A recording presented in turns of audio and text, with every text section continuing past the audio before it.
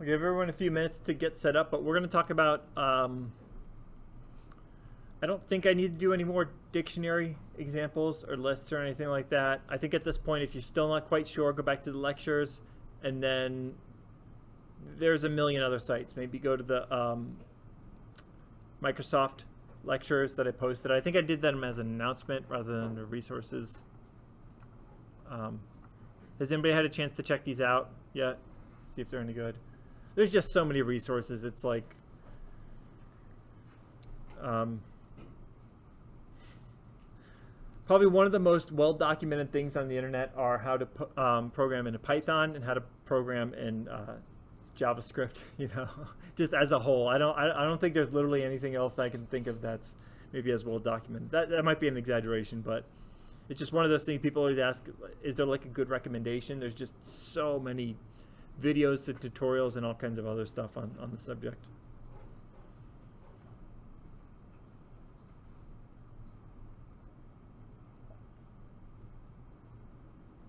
So go ahead and get set up. I'll wait a little bit longer in case anybody's running late for class.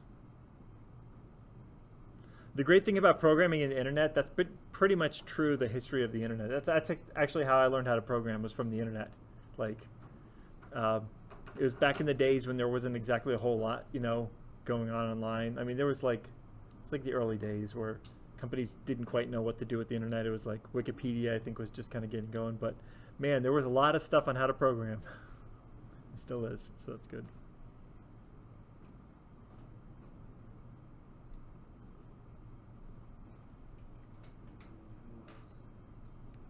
What's that? What's that? Well, the earliest I know is ARPANET. Is there something before that? No, just the people. Yeah. The people, yeah, they were all pretty much programmers themselves and computer enthusiasts. You know, people who are smart enough and technical enough to set their own computer up and get on the internet. So, it makes sense that they're not talking about like, you know, water polo or something random. You know? The early internet was a kind of a fun time because it was much less corporate, and there was much more of a community. So.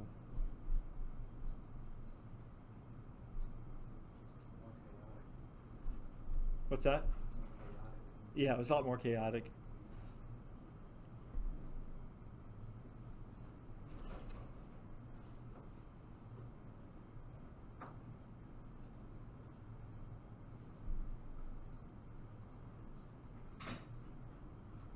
I guess it says something about humanity that one of the earliest inventions of the internet, or like one of the earliest byproducts of the internet, were trolls. So.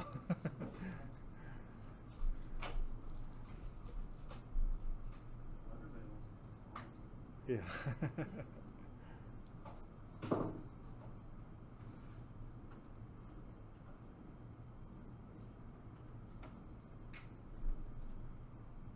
There's a cartoon, I don't know if it's an XKCD or something like that. It's something like being anonymous plus something, I don't know, but, and it's like equals troll. Does anybody, you know what I'm talking about? I'll find the cartoon later, it's really funny because it's super accurate. Like, you can take a very well-meaning normal person, put them on the internet and they're anonymous, and all of a sudden they'll turn into like a... Well, the thing about trolls, not everybody fully gets, is that you don't have to do it intentionally. Yeah, that's the other thing, yeah. Some people call out trolls that don't try to be trolls, like anti-vaxxers. Oh yeah, that's true. Sorry, I got political, but...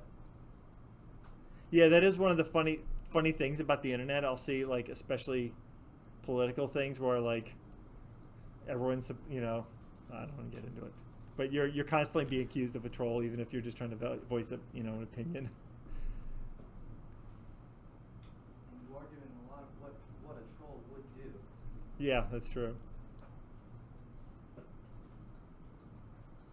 really complex.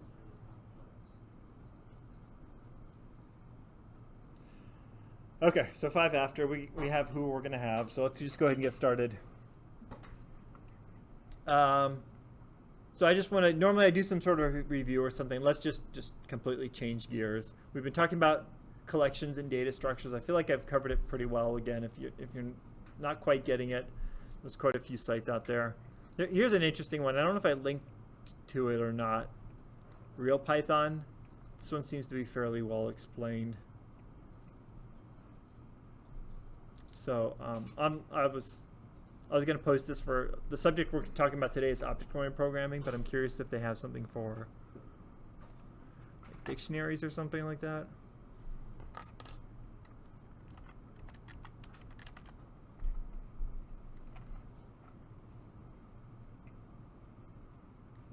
I don't want to waste class time, but their object-oriented programming seems to be halfway decent, so I'll probably post this later today. But let's just take a step back, okay? So before we get started, is everyone good with the assignments and schedule and everything? Everybody knows everything. So no new assignments today.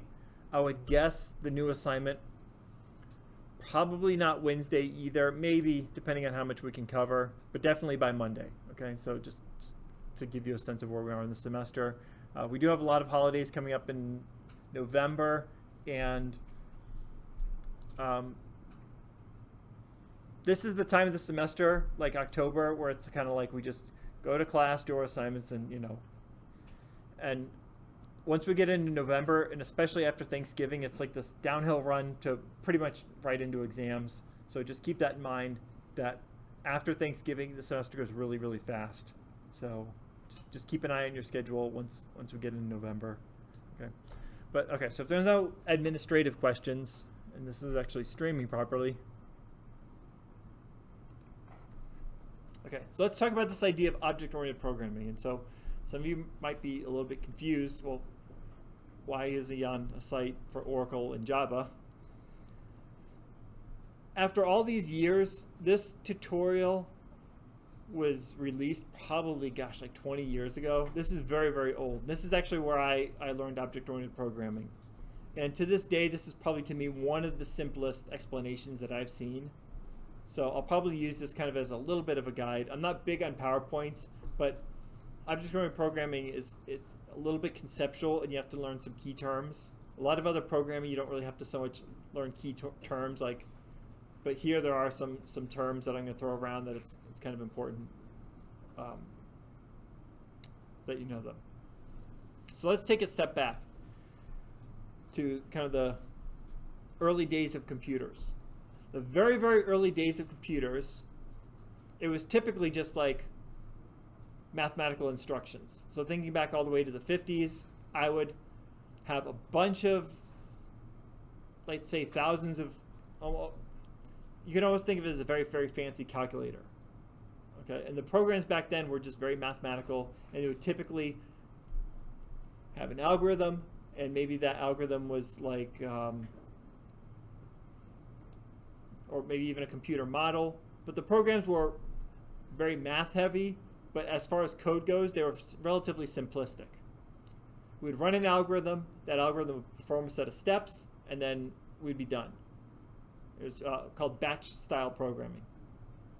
And that's kind of what we used because the computers were so simple, we couldn't do more than that. As soon as programs and software and code started to get large, we ran into this problem. So think about the real world. If I'm just building a tiny little shed, do I need to bring in a structural engineer and all this other stuff? No, not really. If you're just building a tiny little shed to keep your lawnmower, probably not. You can keep life simple, and just build a shed. And that was, you can think of that as like early software. That's what they were doing. Everything was very ad hoc. Just they didn't really have this field, what's now known as software engineering, of keeping things organized and kind of trying to break things up. They would just look at the shed, look at one big problem, and then solve that problem. As software grew, as people wanted to build larger and larger, they went from houses to large buildings, to multi-story buildings, to skyscrapers. If I'm building a skyscraper, it should seem fairly obvious that I'm not going to use the same techniques as building a shed. I think most people would agree on that. The basic idea is that once I'm building very large things, I have to, first of all, now I'm separating out design and implementation. If I'm building a shed, I can keep life simple, and I can just get out some wood, measure it, kind of eyeball some things, and have a shed. if I'm building a very large building, mistakes I make now might not appear until the 30th floor. So I can't just go and start building a building one floor at a time. I need a separate design phase where I've got engineers and I design the thing and I start to look at it, and then I need an implementation phase. And that kind of sprung out this field of software engineering where they say, okay, we're not just going to look at a single algorithm anymore. I've got a very complex software system. It's not just going to run a model on how to shoot a rocket from here to space and be done and spit out an answer at the other end. It's going to, let me think of a good example, manage an accounting system. So say, for example, I'm AT&T in the 60s, and I've got a system where now phone calls are being managed electronically, and every time somebody makes a phone call, I want it to go into an accounting system. That accounting system has to make sure that it's logged properly in a database, and then at the end of the month I've got to have a separate billing system that taps into that accounting system. And maybe I've got to have network engineers that want to know at any given time how many phone calls are being made. I've got maybe law enforcement that needs to be able to go in and do wiretaps once they have a warrant and go through that whole process. So now we've got these very, very complex software systems. We go from this idea of a simple algorithm to I've got to manage my software. Now, the building analogy generally doesn't hold up very well in software, because if I start building a building and I make a mistake that I notice on the 15th floor, it's going to be really, really expensive to make a change to that at that point. I have to really go back and say, what can we do to mitigate this? I don't want to lose the whole building. And we actually saw that. I was actually listening on NPR. When I'm driving to work, I kind of get the NPR Miami station. They were actually, it was really interesting if anybody's ever interested. You know that, I think it was the FIU bridge collapse. They were actually talking about it like that. And it's like, they saw problems, and I guess once you're, I'm not that type of engineer, but once you're like a structural engineer, or once you get into that field, you're like, man, we've got all this concrete everywhere, we've made all these decisions, how do I mitigate that? And that's what the NPR story is about. But with software, what advantage do we have in the software world? If I make a mistake, how easy is it to fix a mistake? Much, much, much easier. Yeah, I just find the mistake, rewrite the software, and so that's where kind of the analogy ends, is that in software it's much, much easier once we've built software to potentially fix it, rather than, a large structure. But anyway, so probably in the 60s, 70s, and 80s, and even into the 90s, we start to look at this field of what's called software engineering. And we see all these people now that they realize that we're working on large problems. How do we organize software? So all this comes about, a lot of times in class, we write these tiny little programs. And with these tiny little programs, we don't really have to worry about this field called software engineering, because they're so tiny it doesn't matter. In the real world, imagine, again, I'm AT&T in the 70s or 80s, and I've got an accounting system, billing system, all these other things, and I've got this giant piece of software that's trying to do a lot of things for a lot of people.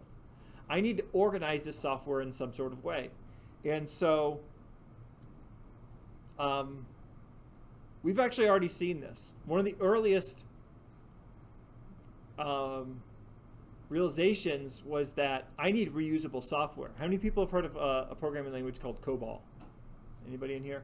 And one of the downsides of COBOL is that it doesn't really have reusable software, reusable components. It's not very modular. It's like everything you write, you're basically writing the software from scratch. Otherwise, you're copying and pasting. I could have that a little bit wrong because I don't program in COBOL. But one of the nice things about C was that now C had reusable functions.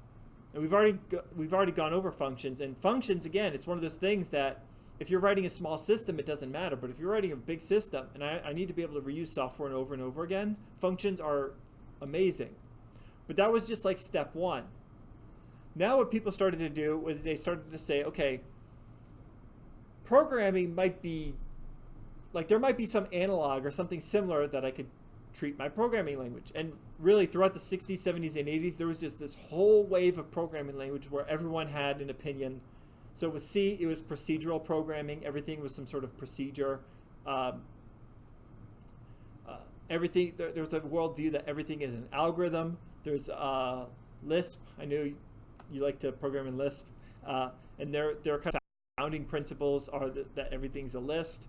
And so there were a lot of languages that came out where they had to have like a founding principle, founding view of the software world, and that's kind of what they built off of.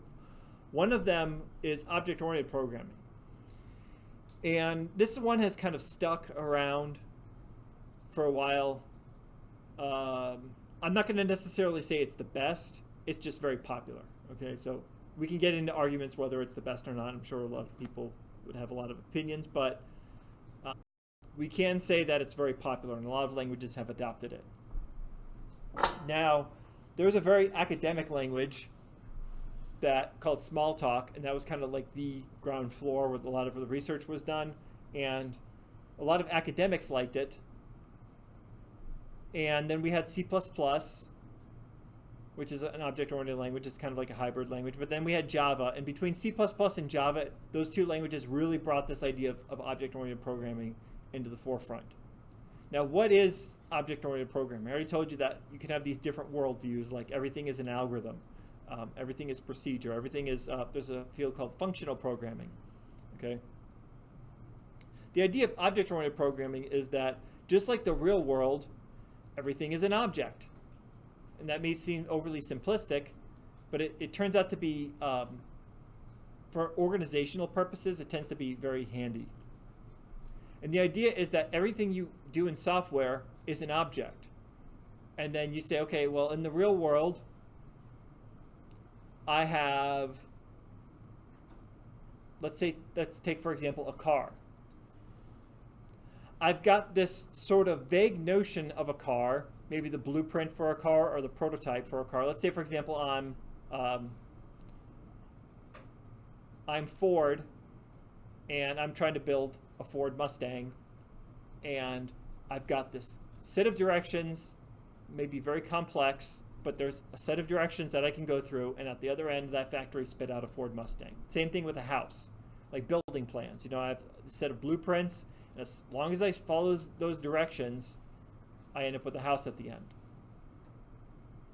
That's what's known as a class. Okay, so you've got this idea of a person or a building or something like that. We've got the blueprint for that. We've defined it.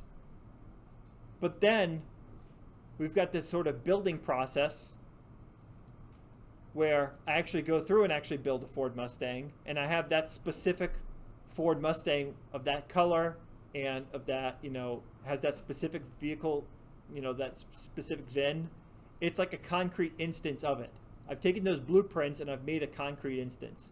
And those are kind of the main tenets of, there's a bunch, there's probably like 10 or 15 main tenets, but it's this basic idea that I've got the idea, the concept of something, and then a concrete instance. And I can make as many of those concrete instances as I want, as long as I, you know, have that original blueprint. So let's, now what actually makes up an object in the real world? Let's take a bike, for example. And if I've got my specific bike, it's going to have two things. Like I'm riding around IRSC campus on my own specific bike, concrete instance of a bike. It has two things. Its current state, and I can perform some sort of behavior on that bike. So in this example they give, the current state is that I'm pedaling at 90 RPMs, I'm in 5th gear, I'm going 18 miles an hour. Now what I can also do is I can change that state. I can change gears, I can apply the brake, I can change my pedaling speed, my cadence. And this again, it turns out to be very, very handy, because what I do is in that blueprint I say, here's all the things that a bike can do, here's all the basic properties that describe a bike, and then here's the ways that it can change things. When we actually translate that to a programming language, we end up with what holds the state are essentially variables. And that should make sense, because I can have a variable called current gear.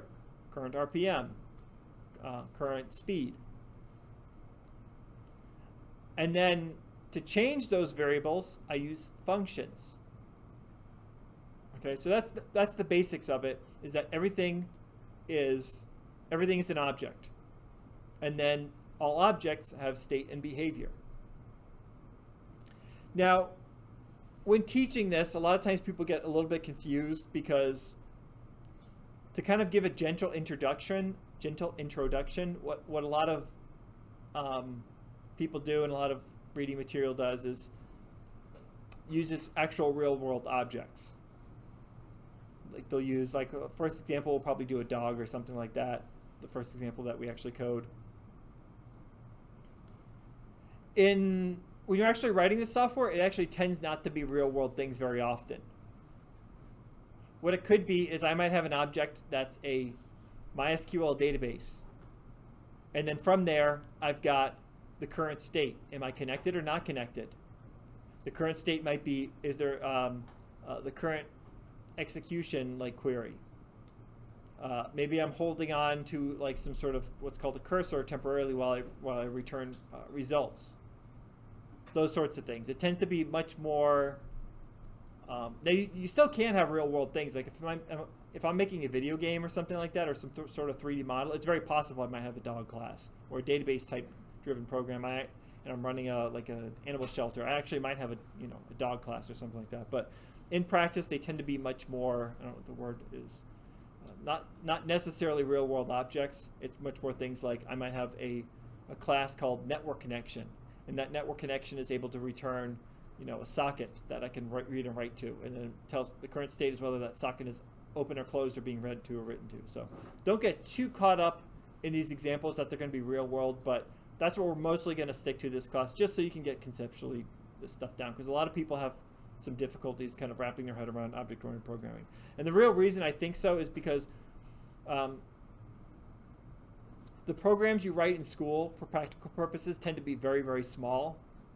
And it's really difficult to get why we need this stuff, why we're making our lives more complicated. And it's not because of these small programs that we write in school. It's because when you've got a very, very complicated system, it makes your life much, much, much easier. So if we go back to AT&T, I might have an object, or I might have a class called account. And an instance of that class might be somebody's individual, like Chris's individual phone account. And then so I've got an account. And then from there, I've got a class called calls. And then my account might say, okay, here's all the calls that Chris has made. And then I might have another class called monthly bill. And then it'll be an instance of my specific monthly bill. And how do I calculate that monthly bill? I have to interact with the account and calls and have it return all the calls, and then also get the rate of those calls. And so we have all these different classes interacting. Does that make sense? Okay. So you can read through this. This is just more for the syntax of it, but it's pretty simple. We'll do an example. I guess we'll do dog. So it actually create a class. It's very simple. We just write class and the name of the class. In Python, the older version, we had to do this. Don't worry about this. Most of you will probably never write Python 2 code, so don't worry about it. And then we have variables. Remember I talked about state and behavior? So these variables, we have instance variables. They call them attributes. And we know that because we'll preface this with the word self. So anytime you see self dot something, that means we're referring to the current instance of it. It'll make sense as we go through. And then we've got our what are called methods. So the only difference between a function and a method is that I call methods belong to an instance of the class. So what I mean is that if I have a bike and it's going, say, 30 miles an hour, I might have a method called apply brake. It doesn't apply the brake to every bike that has ever existed.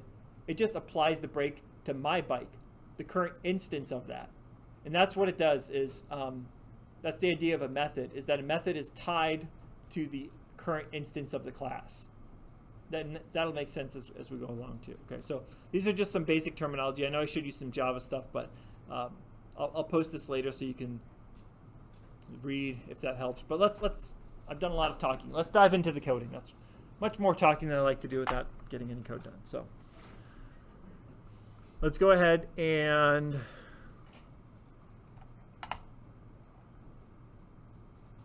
open up a new REPL.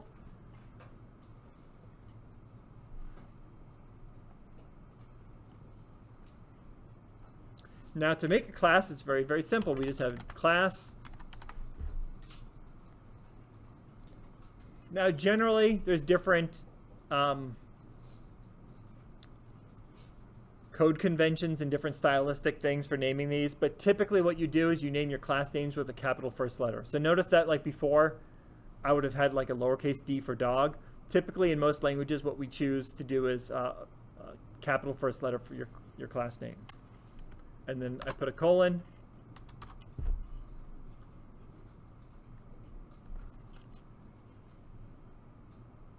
Now let's do this. Let's keep life very simple.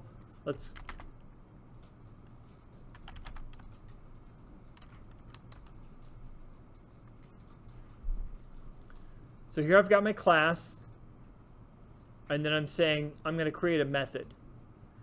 Now, we have to do one special thing here. We can't just, and this is historical. This is just, I think, how, when they first created the language many, many years ago, this is a decision that they made. We can't just have a function like this. We have to use the word self. And self is essentially just going to pass a reference to the current context. So what I mean is, remember I told you if I create a new instance of a dog and I want him to bark, I don't want every dog ever to bark all at the same time. I'm just saying this specific dog I want to bark. And that's what self does, is self gives us like a reference to the current dog, essentially. Okay. We'll worry about that later. For now, let's just keep life simple. Let's just say print bark.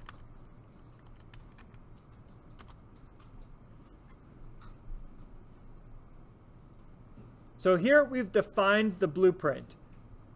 It's kind of a very underwhelming dog. We haven't described a lot of the things you would want on a dog, right? Like their breed and their weight and their, fur length and all that other stuff, their coat, whatever you call it. We actually haven't defined any, and I'll explain why in a minute. But let's just keep life simple, okay? So if I want to make this is our blueprint, but remember I gave you that analogy that we have to actually create a concrete instance of this dog. So what we'll do is we'll say my dog equals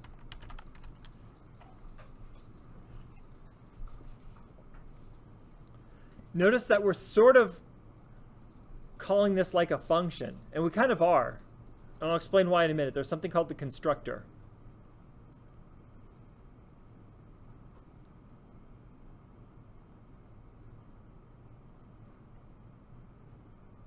And we can go ahead and run it, but nothing interesting is going to happen. Because remember, this is just a blueprint. None of this code actually executes. This is the first code that actually executes. So all we did was create a concrete instance of the dog. You don't have to type this, but I just want to show you that if we were to print type of my dog, it's going to say, hey, this is a dog. Don't worry about the main. This is the package. Don't worry about that. But saying that we have a dog. To access anything within the dog, I can't just say bark, because this makes no sense. I have no context. It's like, which dog do I want to bark? So to do that, what we do is we say, okay, my dog dot, lost my keyboard here, my dog dot, and you can already see this is giving some help here. I'm saying I want this specific dog to bark.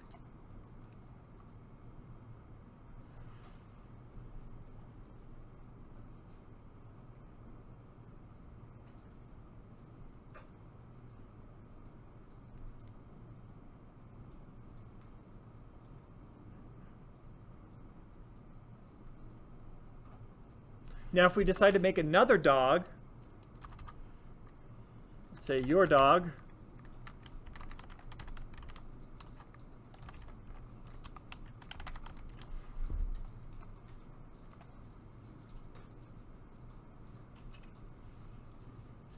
these are two separate dogs barking. And how do we know this? So again, you don't have to type this, but I'll just show you. There's a special function called ID. And this basically it gives what's called a reference ID. If anybody took C++ with me, or maybe other teachers that teach, remember pointers and memory addresses? This is somewhat related to that.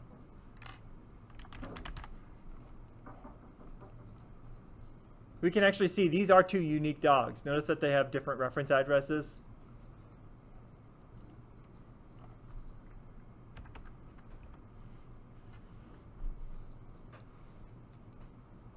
So that's its behavior. Anytime I want to make the dog bark, I just call the bark method on that specific dog. I can't just call bark. I've got to, again, maybe back to the car analogy.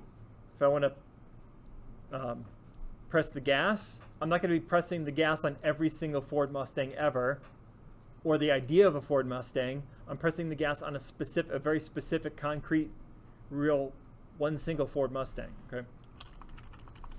Now, some of this stuff doesn't really have a real-world analogy. Some of this is just technical code stuff that, to make life easier, we have. And we have this thing called the constructor.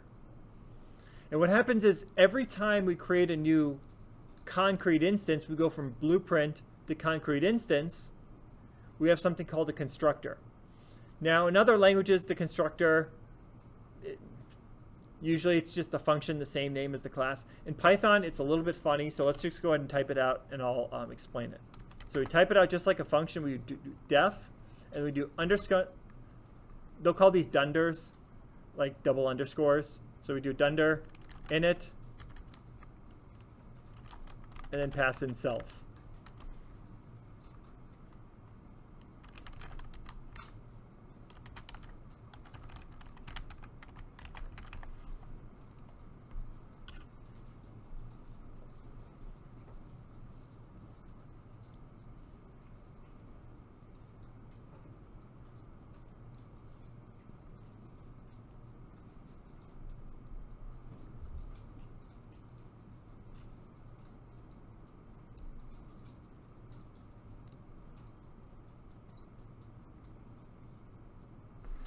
Very temporarily, let's just comment out bark. We'll add it again later. I just kind of want to prove a point for a second. So we go ahead and run this. What do we see? We see constructor called, which is strange because we never actually called this specific function. We never called underscore underscore init. We just created a new instance of a dog. And that's the idea of a constructor, is that every time you create a new concrete instance of it, the constructor is called exactly once. So there aren't instances where, you know, we can call the constructor multiple times. It's like the constructor is like your initialization. It's like your setup. It's called exactly once.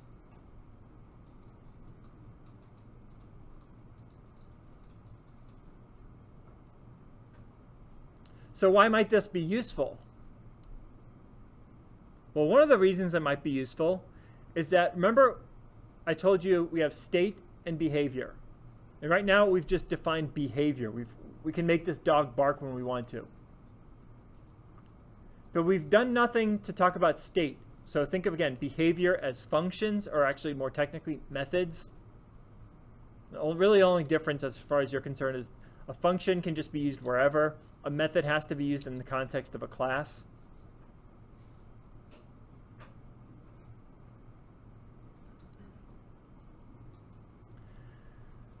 And so we've got functions are associated with behavior, variables, sometimes what you'll call member variables. Those are associated with our state. Right now this dog has no state. I can make him bark, but I don't know a lot of things about him or her or anything. So let's just start off with something simple.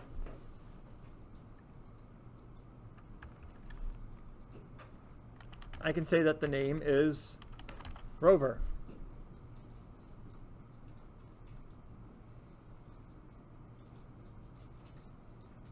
Now, I can't just say that the name is Rover because it sort of disappears. What I'm doing is I'm introducing a local variable to this function, but what I want to do is I want to keep it around as long as the dog is around. Does that make sense? The difference is as soon as this function is done, this variable is done. So what we do instead is, remember I told you we have this special self right here, this reference to the current context. We do self.name.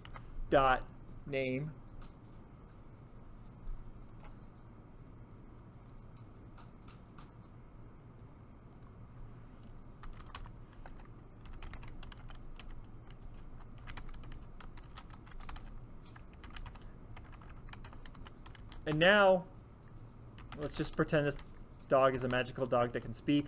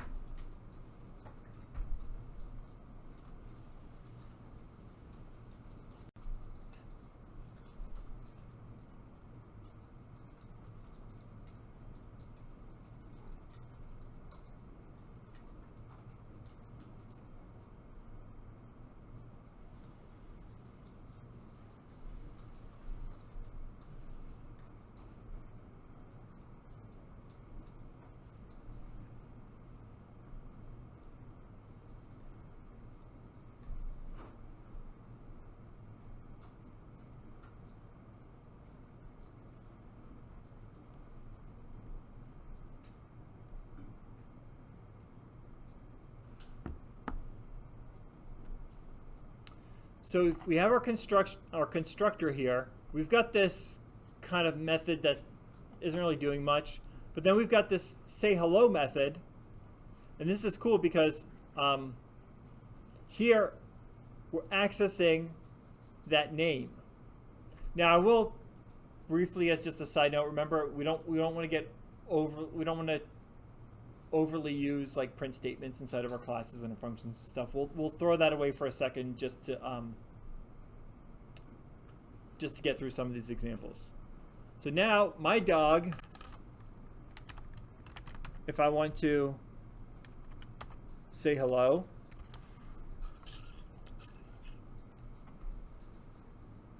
you see that? Okay, the dog said hello. My name is Rover.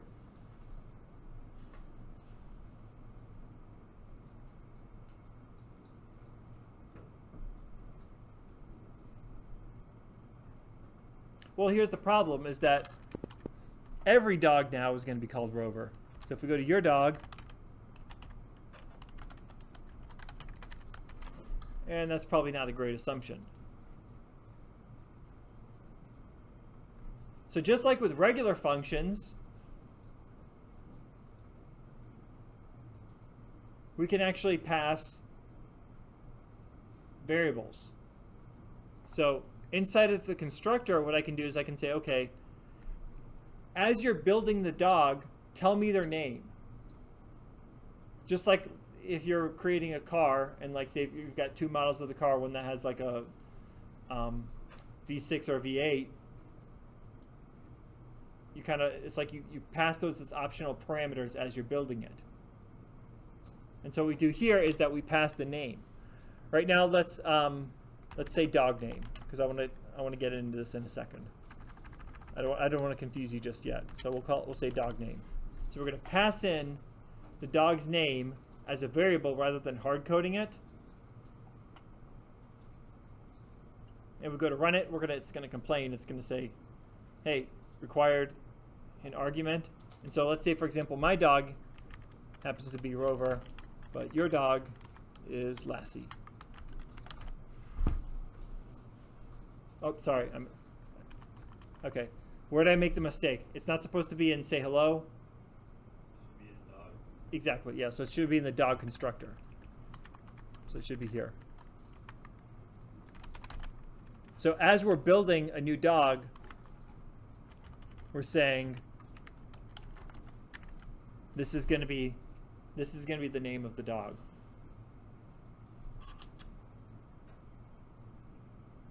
And now when I say hello,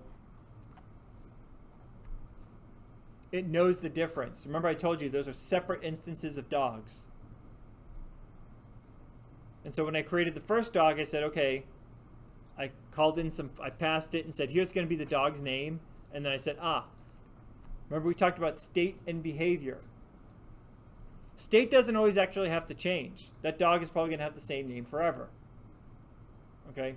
So unlike the bicycle example where I can change speeds and that sort of thing, it's not uncommon to have just something that's for the life of the object the same. So if you go back to the bike example, maybe the color of the bike, the number of gears it has, whether it's a mountain bike or road bike, those sorts of things. Those just because we basically have the option to change its state. Obviously, you could paint your bike, but we also have the option of just having it the same for the lifetime of the object.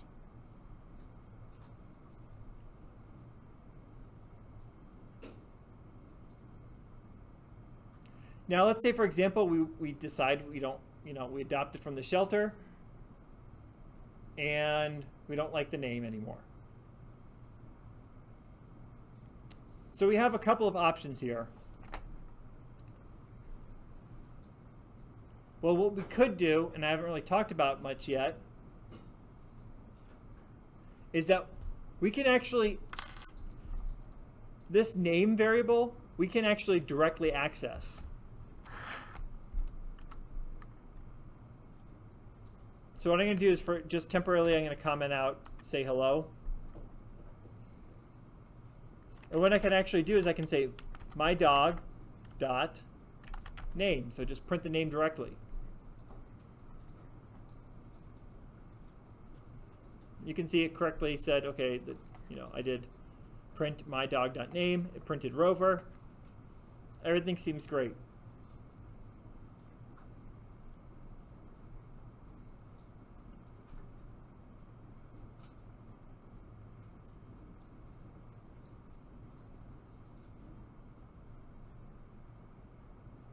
In general, we don't want to do this.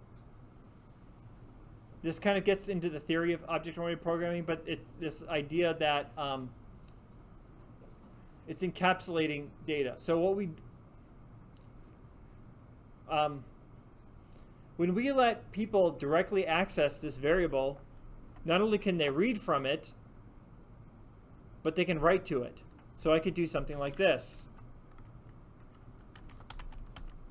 And what's a famous dog name? Or let's do this. Let's say, for example, I set the dog to have no name, a blank name.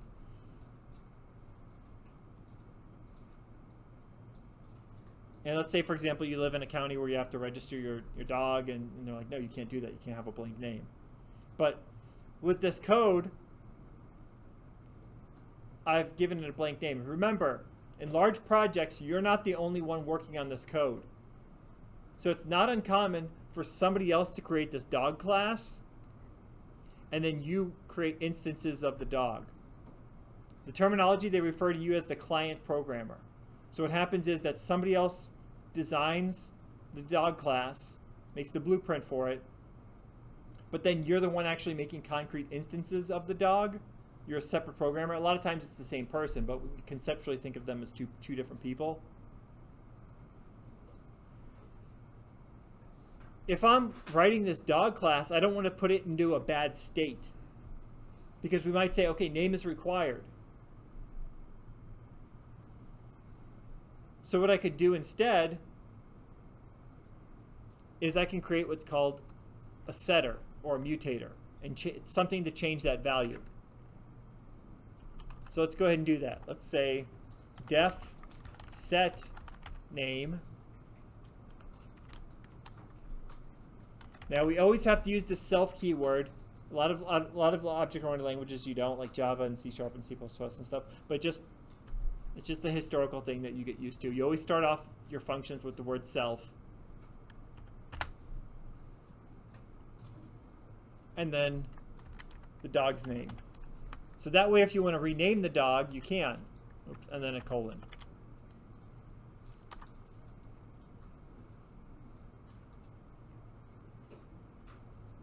Now what we can do is put a little check in there that says if dog name is blank, or let's do this, let's do the opposite. If it's not blank, go ahead and actually change the name. So we do self.name is equal to dog name. We could actually put the same logic up here, but let's we'd probably want to have it in both spots, but let's just leave it like this for now.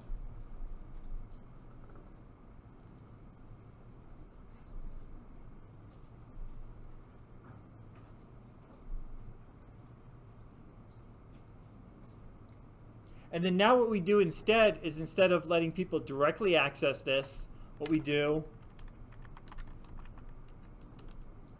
okay, so don't do this, do this instead.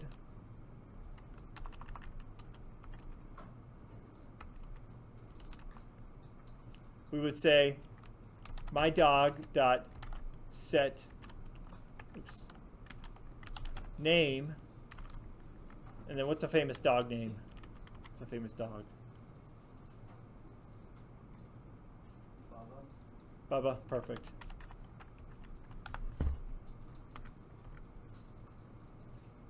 Now this is great because it won't let me set the dog's name to blank. If I try to do that, it's just not going to work. And this is good because I'm maintaining the state of my object. I'm making sure I can't put it into a bad state.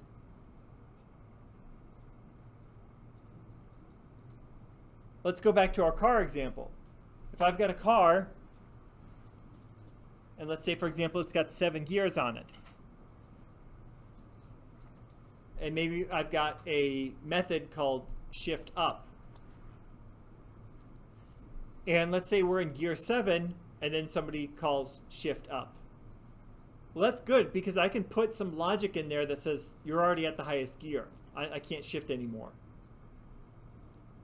But if somebody accesses the gear variable directly, some client programmer, it says current gear equals 8, they've put that car into a bad state because the car doesn't, and it's in like this unknown state because the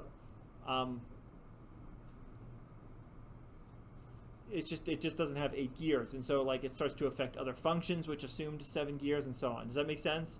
And so by using everything inside of a function, it guarantees that whoever designed the class maintains some sort of like sanity over the state of the dog. In this case was very simple, that okay, we just want to make sure that the dog name isn't blank.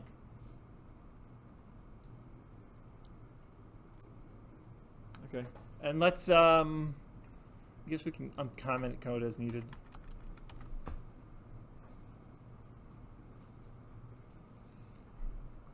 So let's take a step back and let's go over this again. So we have this concept of a class, and you can think of it as a blueprint.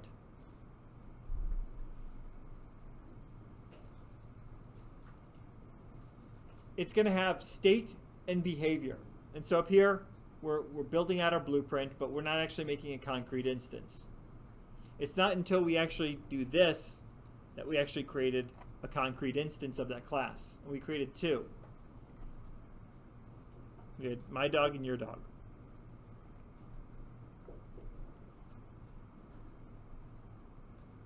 And remember, we had state and behavior. So first we talked about behavior. We did our simple example of bark. And so you can think of behavior as sort of like functions, but there's a special function called a method. And methods have to be called in the context of a class. I can't just call bark by itself. I have to call my dog.bark.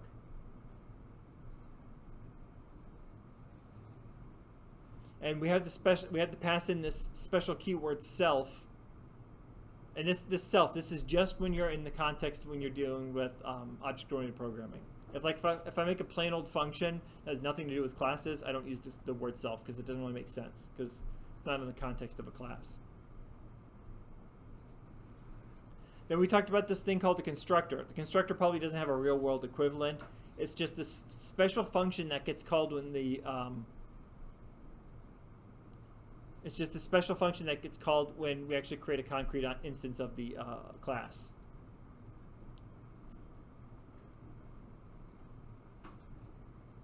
And what we realized is that we can pass in variables.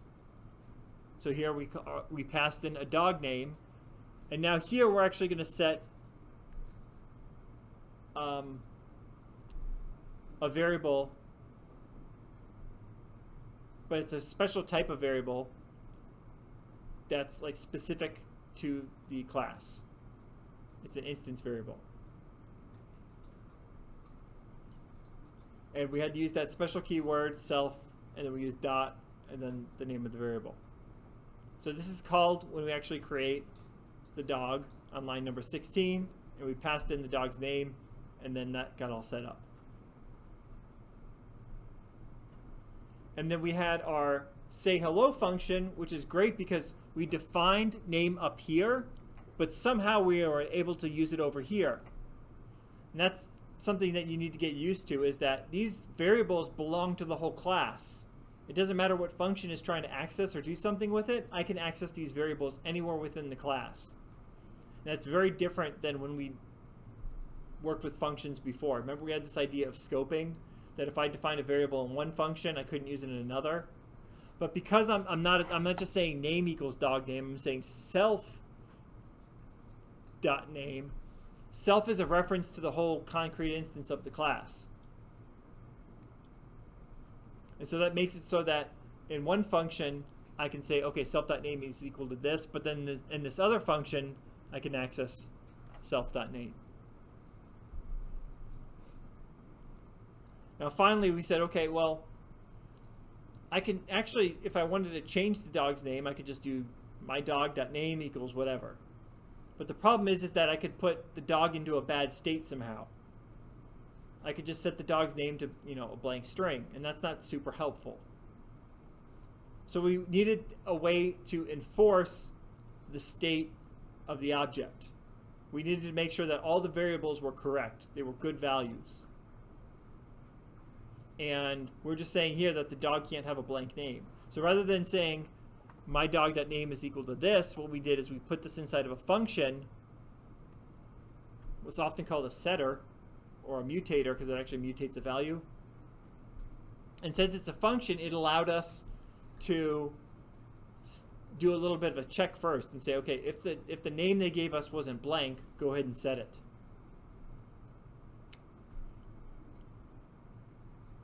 Now, this gets a little bit tricky because we kind of silently failed.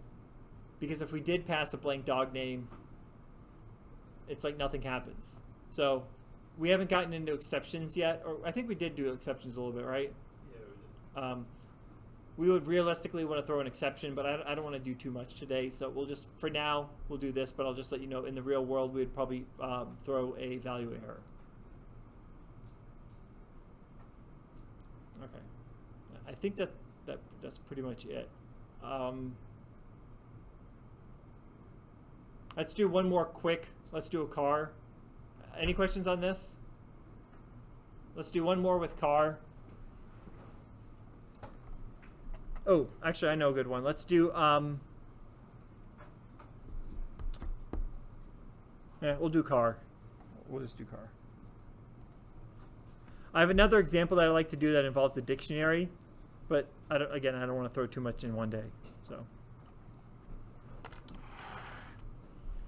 very simply, we have class is car.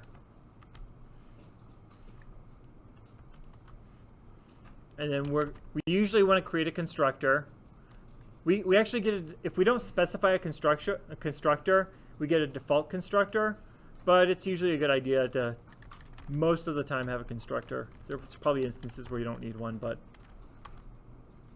we don't know what that constructor is going to do. So what I have to do is I have to put this special keyword here, pass, and it's just kind of a placeholder saying we're going to do something later, but it's just to get the code to compile.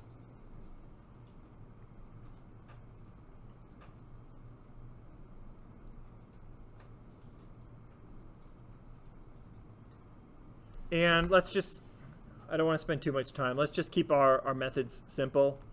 Like I said before, we had shift up.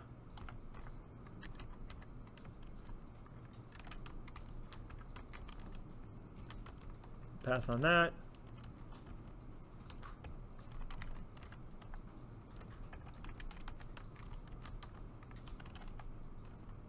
And that's good enough for now. We'd probably want, you know, to speed up, slow down, but then we have to coordinate that with shifting and all this other stuff, and I want to keep this example simple.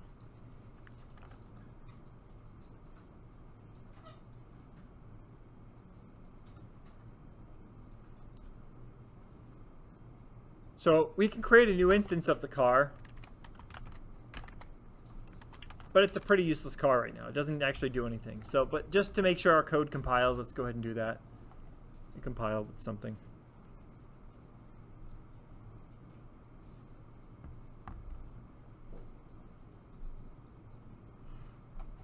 So in here, we want to pass, let's say, for example, the car has a color.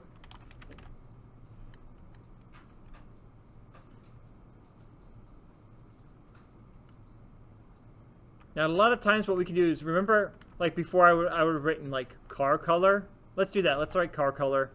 I don't want to introduce too many things in one day. And then we'll do self.color is equal to car color.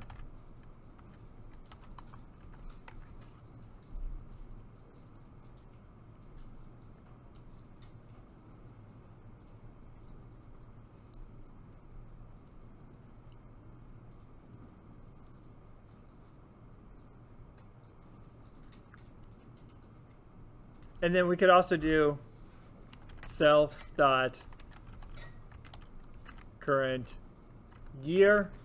And it probably makes sense just to automatically set that to 0.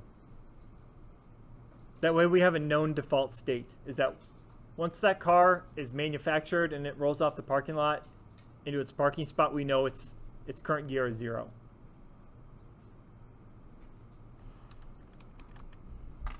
And then now, if I wanted to shift up, and let's say each number, like 0 means parked, 1 is first gear, and so on, okay?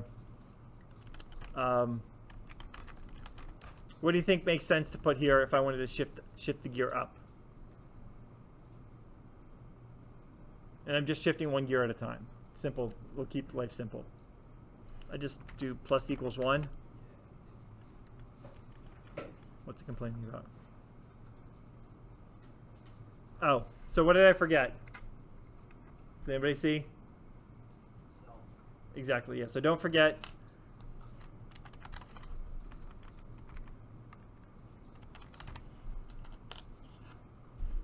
I make this mistake, by the way, constantly, because Python's stupid.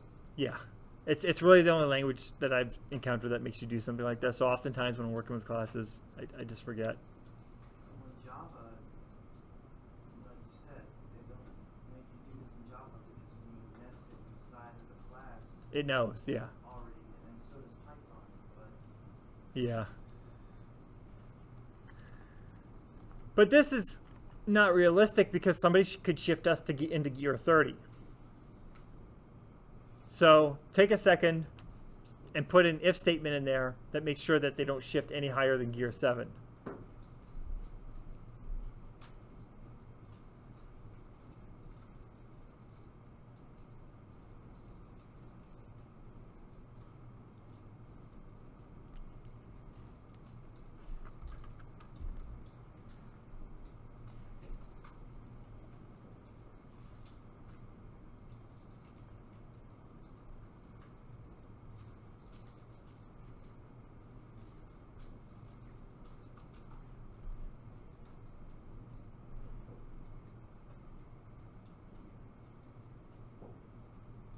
So pretty easy check.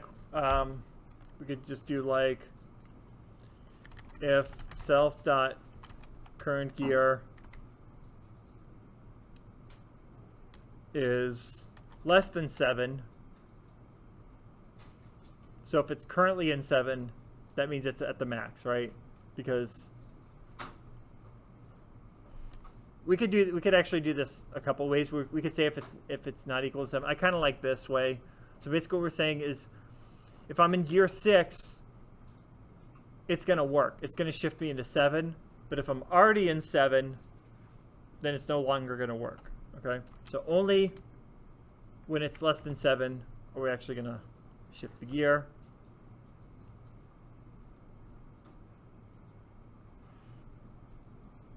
And I'm not going to even bother with shift down.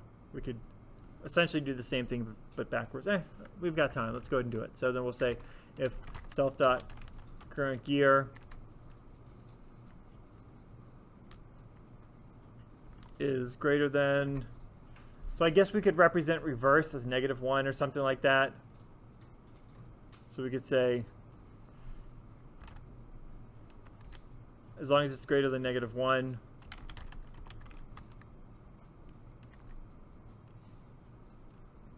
we do minus equals 1.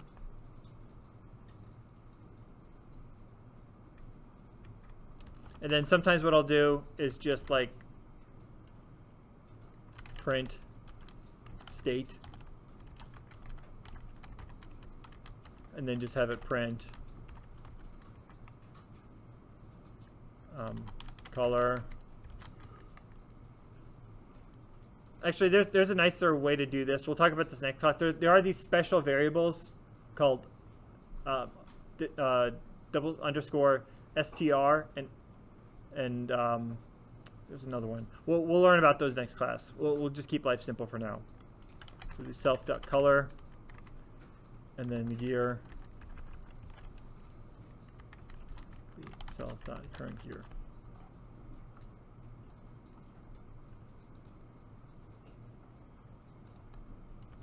Did my car shift up?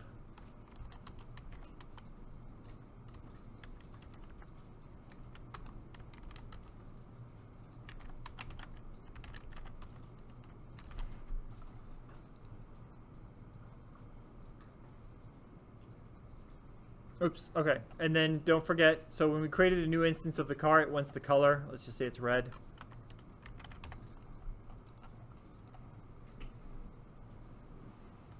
And that makes sense because we shifted up. So it started off in park. We shifted up twice on gear 2. And the color was set to red.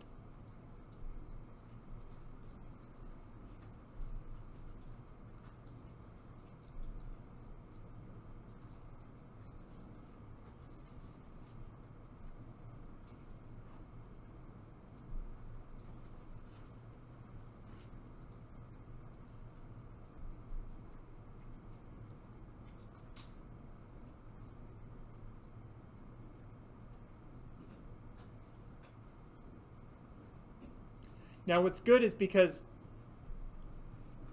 for the car to function properly, we don't want them to just pass any gear. We can make some assumptions because we've hard coded the current gear. Once it rolls out of the factory, we know that the current gear is 0. So we can keep track of it and we can do interesting things with it.